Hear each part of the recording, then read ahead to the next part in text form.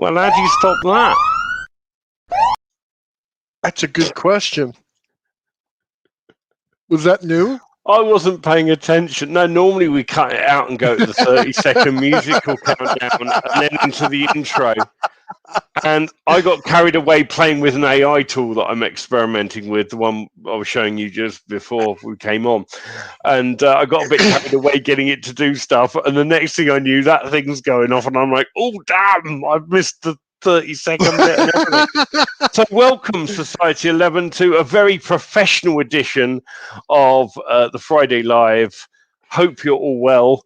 I've had a good week. It seemed a really bizarre week because it was I took full advantage of the long weekend and Easter Monday and everything. Took that off. So Tuesday felt like Monday, and the work I normally do on a Monday I did that day, and I did the work I normally do on a Tuesday that day as well.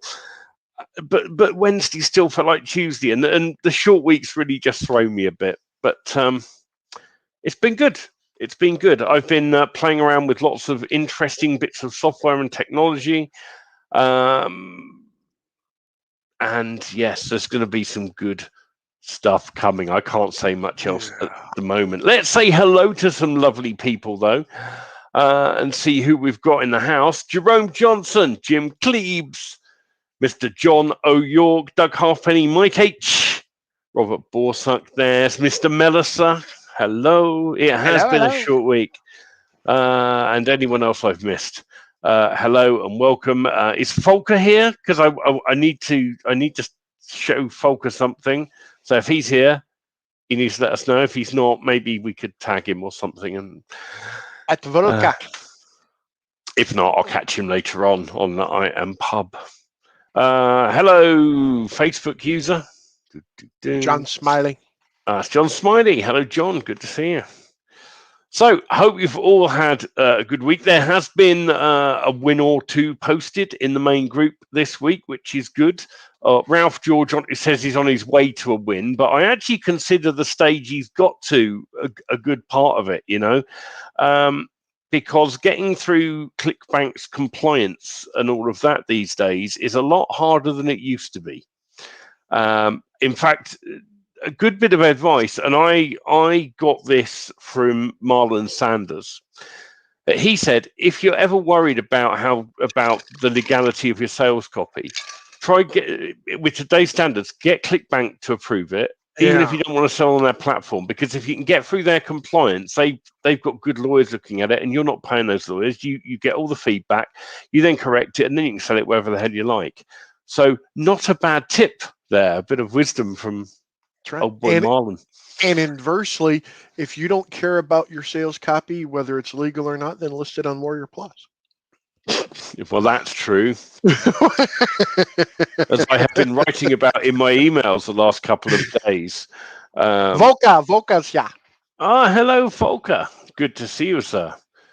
I will. The reason I want to make sure Volker's here is because I received a parcel just before we came on live, and I did know it was on its way because Volker told me he was doing this. It's very kind, but I wanted to just show him while we're on the live that it has arrived.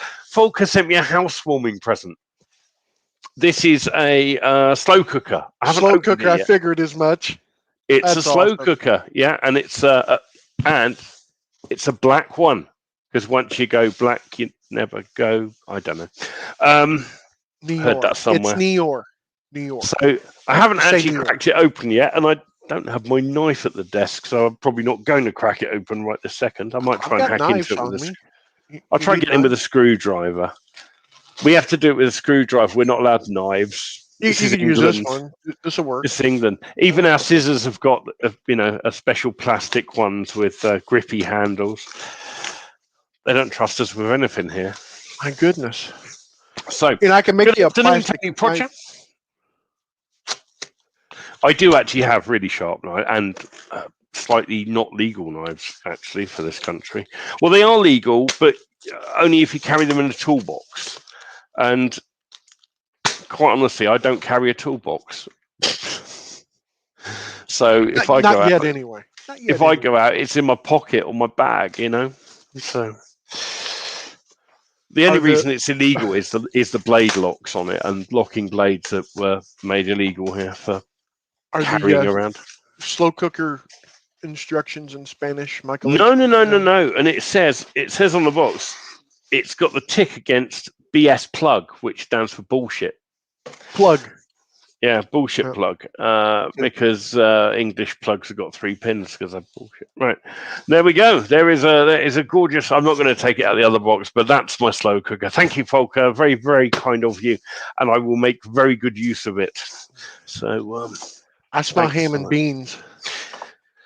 Ah, dear. I'm sure. Well, in actual fact, Volker's going to send me some slow cooker recipes because he is king Ooh. of them. He's got millions of slow He cooker recipes. is the king of recipes. And yeah, I think he sent me one thing before, which I did try ages and ages ago when I was doing it for the family, which is a much bigger slow cooker.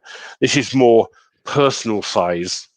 Well, So, and this will stop you from eating out so much. You're calling Uber Eats to come bring you food. do you know that's been solved because Uber Eats doesn't actually deliver here? Really?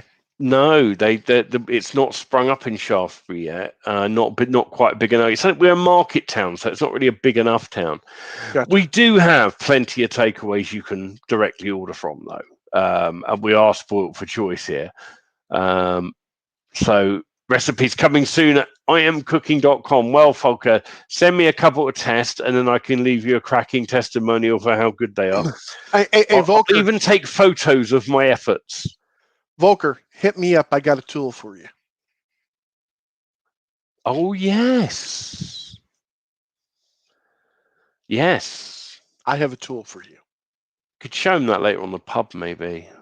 Perhaps. If not, or jump on a thing ahead of that. Anyway, yes. It was so. Yes, Mike H is quite right. Very nice gift idea, and very much appreciated. This is the beauty of what I do. I've not just got customers and things. I have genuinely made friends in this business and in this game over the years.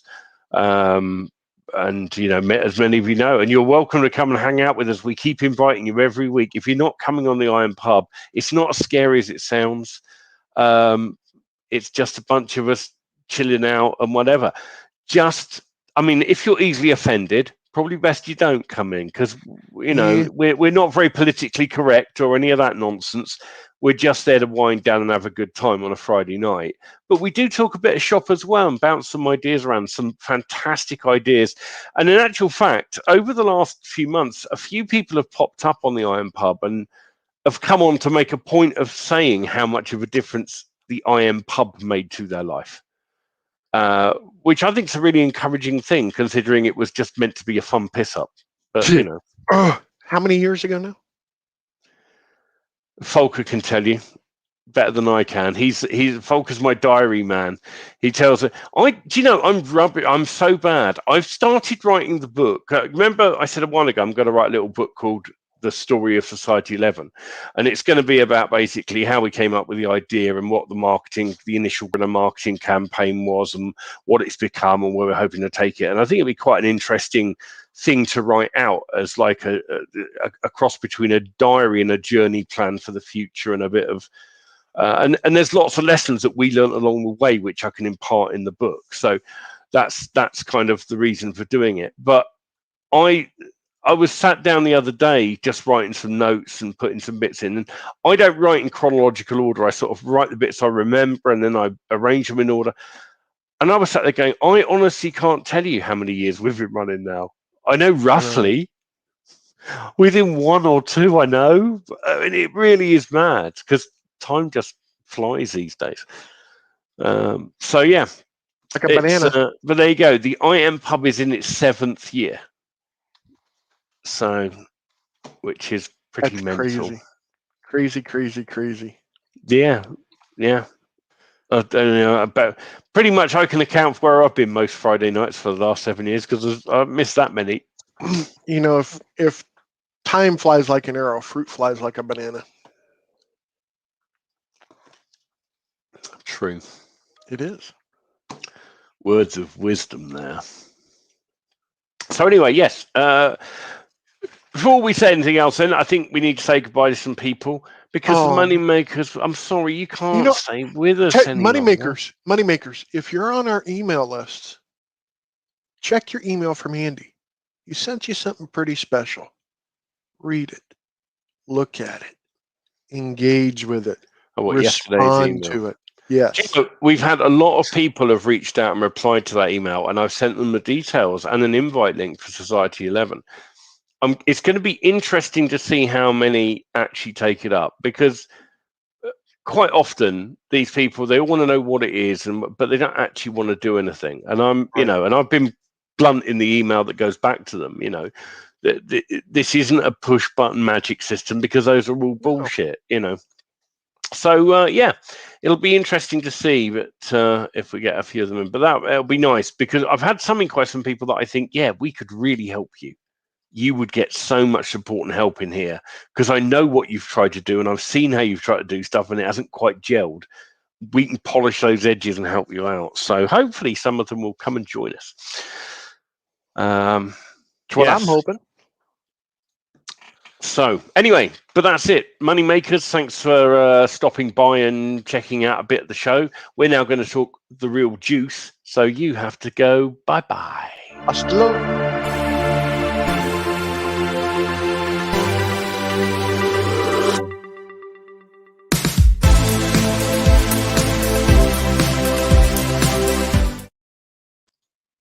And they're gone. I missed them already. I don't. That's fine. I'm over it. I'm absolutely over it. We're broken up and you're over it, huh? Is that it? It didn't take me long at all. I see how you are. So, Jerome said in for those that come to the Iron Pub, there's now a Facebook chat. I think most of you have been added to it. If you ever attend the Iron Pub, you're welcome to get in on that chat. And then absolutely, it's just when we're on the pub and we drop links and stuff, we're dropping them in there so that there's a history of it and stuff now. But Jerome piped up on there earlier about an AMA today. So Jerome, did you want an AMA, as in an ask us anything? If you did, ask your damn question. Bingo. We're always looking for more questions. Always, because we want to set you guys what straight. What the heck is your win? Whose win? Whose win does John O'York want to know about? Mr. George. Ralph George. Oh, yeah. Well, Ralph George, he's posted a thing in the group that tells you about it. Basically, it's getting past the ClickBank approval thing, which is, as we said, it's a very good thing to do.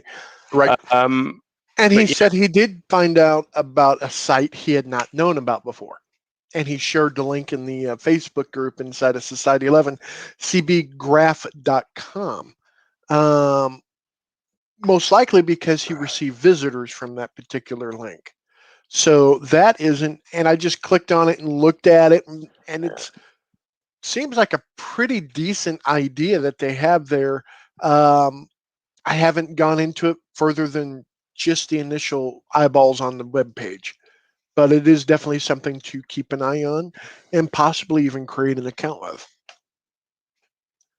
So we are definitely looking into that, but absolutely getting your first product up on ClickBank, that's always a huge thing.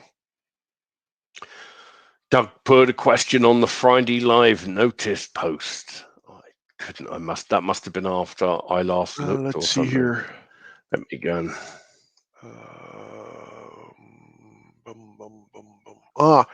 I have 4 children, and I'm an old coot. I would like to have each an online legacy, a business that is easy to learn and easy to care for. Any suggestions on where to start and how to sustain them with minimal input from the kids? Well, and he's got 2 girls, one 36, 140, 2 boys, 26 and 30. Do they have right? Here's the thing. I would try and make it something that they at least have a passion about already, because if they take over the business and they want to grow it, they at least need to be into it. Right. And even if you grow something that's fairly hands-off, there's never anything that's completely hands-off. Someone has to steer the business, and they have to have an interest in what the subject matter is, because otherwise it's just like going to work, and what's the point? Right. I mean, it's almost that kind of thing. I would certainly start off by digging into what each one has interest in and see if you can do anything around monetizing whatever that is. And, because whatever it is for each one, getting a basic site up that captures leads and starts building audience and all that kind of thing is useful stuff. It won't be completely hands off. If you want, really, the only way to do something where you're talking that much hands off is go to Flipper, buy an existing business that one of them would be interested in, keep it going, build it up and whatever else, and then let them take it over where literally they're just going and buying ads and money comes out the other end type thing. But even with that, there's not, honestly, there isn't a business that's hands off. You can get things that are fairly hands off or don't take too much time. And that's why I say make it something that they've got a passion and interest for, because if they haven't, there ends up being this resentment forms where you go, and I talk from experience because I've built sites on topics I was not interested in because they were good money makers, and I did make great money, but I resented the business. It's like, oh, I've got to book those bloody ads for a freaking health thing I don't even care about or believe in, And so I changed my whole ethos, and I tend to go off that experience and recommend it for other people. It might not be right for everyone, but in my experience, people that try and do the make money online thing and pick a random niche and go for it, they burn out really quick, because they end up resenting the business. They don't love it.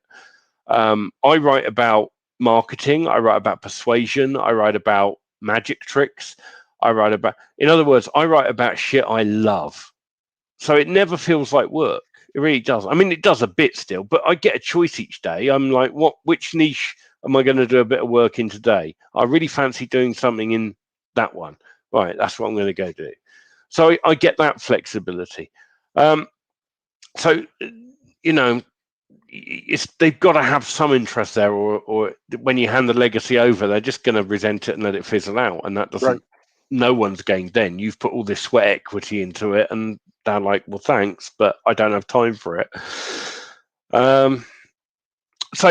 Short of buying pre-made businesses on Flipper and then using your skills to streamline and whatever so that they can take it over is, it depends on what your time scale is and what your investment strategy is on it. If you want going to build them something, but and by all means, we'll bounce some ideas around on the pub tonight. That sounds like a good idea. Absolutely, it does. John O'York had 3 products on ClickBank years ago, but was useless at driving traffic. Okay, where did you buy traffic from? Or did you buy traffic? See, this is the thing. I love the way people often go, I can't do traffic. And you go, well, where have you bought it from? Well, nowhere. Or, well, only one place and I lost 50 quid, so I haven't bothered since. And you're like, you really don't understand this whole split testing and this whole, you've got to try a few things out and test some stuff to find the things that work and then scale up. But it's a shame that you have products out there. I don't know if they still exist. Do the products exist? Are they products that you could revamp and put back out there? Because if you had 3 solid products and the only issue was traffic, it rarely is, by the way. Most of the issue is normally copywriting and conversions. Right. Most people that say they're no good at driving traffic they're doing fine at driving the traffic because you just buy it and the hits turn up, right? But they don't convert the copywriting and conversions fails. And 9 times out of 10, when I work with somebody that says to me, I can't drive traffic, what they really need help with is copywriting and conversions, because traffic isn't difficult. It really isn't. No, you buy it. And it all depends all this nonsense. See, right, this build up traffic. Let's kill this one right in the fucking face right now, because it comes up time and time again. I'm just going to rank on Google. Well, good luck. Google slap you for no reason. So even if you manage to get ranked, you might not stay there. The people that ranking things on Google are doing it using software and AI tools that cost multi-thousands of dollars a month. Ask Gareth Dane. He'll tell you it's what he does. Unless you want to get in on that level, forget SEO, quite frankly. Just buy your traffic. Just go where the people are and put your sign up saying, oi, over here. That's all marketing is. And I've said this many times over, and I know it's an oversimplified way of looking at it. But honestly, that's what marketing is. So you go, well, there's lots of people with my interests hanging out on this forum. Great. How can I get an ad in front of them? Oh, look, they've got ads served by, I know, Traffic Junkie. Great. Let's go to Traffic Junkie. Sign up. How do I buy ads on that site? Oh, I just give you some money and give you the ad. Okay, then. See, it's not rocket science. It really isn't. No. But this idea, when people talk to me about, building traffic up, they almost always mean I'm trying to rank on Google and get all this magic free traffic from the internet, right? Which is bollocks. There is some organic traffic out there, but you can't rely on it. Or if you're going to play seriously, you have to play on Gareth Dane level, where you're spending 5, 6, 10 grand a month on software tools that help you do the thing that get those sites ranked. And then they've obviously got to have a big enough payday.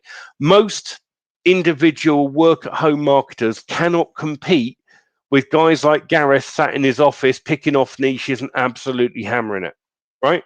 No. So why try? You've either got to get in that big or get out and do something different. And I chose a long time ago. I've said for years and years and years and years now, I do not care about SEO. I really don't. I put sites out with good content on. Some of them rank. Bonus. Brilliant. But I've never relied on that traffic. Not ever. It's not reliable enough. There's no guarantee. No, it's not. No, it's not. And there's no such thing as free traffic anyway. Because how much time are you putting in to generate that free traffic? Oh, tens and tens and tens of hours. Well, what's your time worth? Even if you only pay yourself minimum wage, you've just spent $300 of your time trying to get traffic on something that might not give you a result. If you took the same $300 and bought ads, that's guaranteed traffic. Now it's down to your copyright and conversions. Can't make this any easier, guys. Really, it's just people overcomplicate this.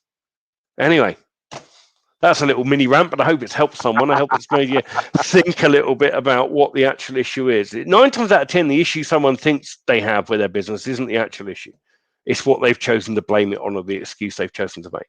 Right. Harsh but true. Okay. Any other questions or anything from people? A few months ago, I know this is the thing. It's always the way. It's easy for people. People will constantly go out and buy. Don't think anything of spending $30 on some dog shit product on Warrior Plus. But you ask them to spend $50 on a solo ad, and they shit their pants. Yeah, that's the part that's kind of crazy. Brick and mortar businesses spend money on advertisement.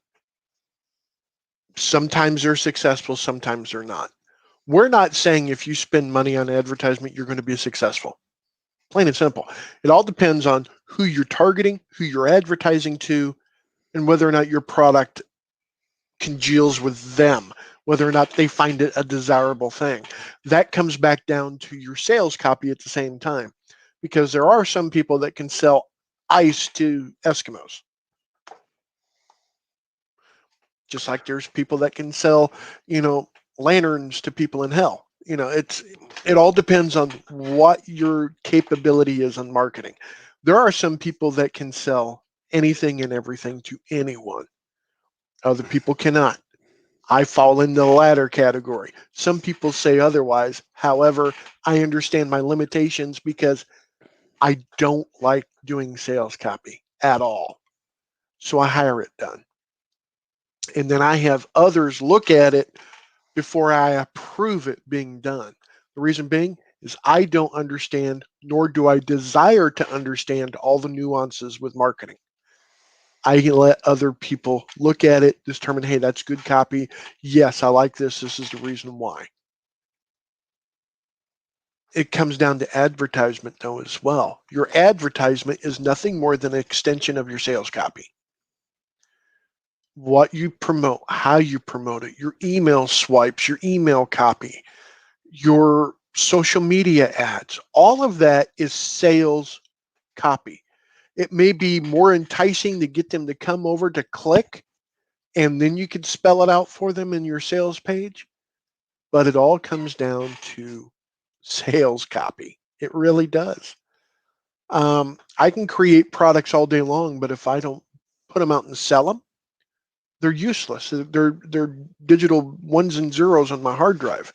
I can collect every single piece of PLR out there in the intention of selling it or recreating it and selling it.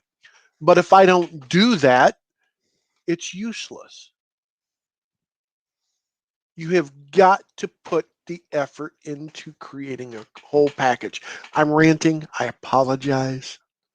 We only rant because we're passionate about it and we want people to succeed, and we know it's not as difficult as people think it is. That's the truth. No, a lot of people are afraid of success. Yes, Tom, you did make it on the live. A lot of people are very afraid of success. They're afraid, if I sell this, now I have to support it. Okay, that's okay. Don't worry about stuff you don't have to worry about. A lot of people are thinking about the end game when they haven't even moved the first piece on the chessboard. Well, that is it, isn't it? They want the results without doing the work, and then, or they don't mind. They know they got to do the work, but they do some of the work, but they don't finish it off. Like they make the product and they put it on a platform, and then they don't tell anyone about it. I've seen that dozens of times. You know, it's all. You know, I've heard people go, "Oh, I'm doing so well. I've got my first product out, and it's on this platform." And you go, "Right, great. And who have you told? Where have you started advertising it? Where have you?" Well, I haven't told anyone yet, but I've got it live. I'm here to tell you, advertisement isn't telling affiliates about your product.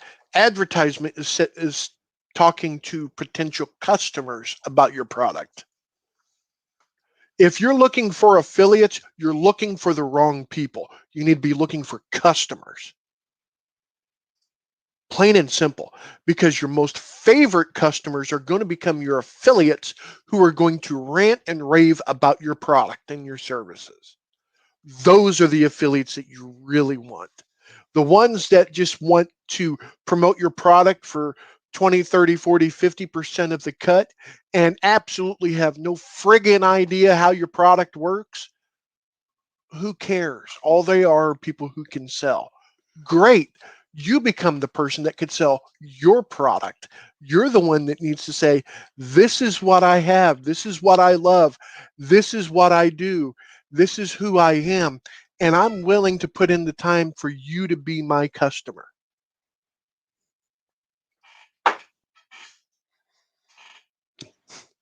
Thanks for ranting. The rants are getting through. Good. I hope they are. That's the purpose. Genuinely. And Steve Miller, right there. Affiliate traffic is extremely expensive. The most expensive traffic. Yep. You know what EPCs are? EPCs, whenever you look at an EPC, if they're high EPCs, that's how much you're paying per customer. That is how much you are paying per customer. Let me rephrase that. That's how much you're paying per person looking at your ads. So if you're looking at a $3.26 EPC, that's $3.26 per person looking at your sales page. That's insane. I can go buy traffic a lot cheaper than $3.26 per view.